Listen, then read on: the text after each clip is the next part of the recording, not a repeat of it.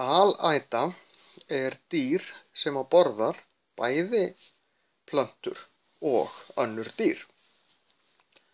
Við erum ekki að tala um dýr sem borða að mestu plöntur og einstaka sinnum kjöt eða öfugt. Við erum að tala um meginfæðu. Það er til dæmis þekkt að kettir og hundar eiga til að borða gras.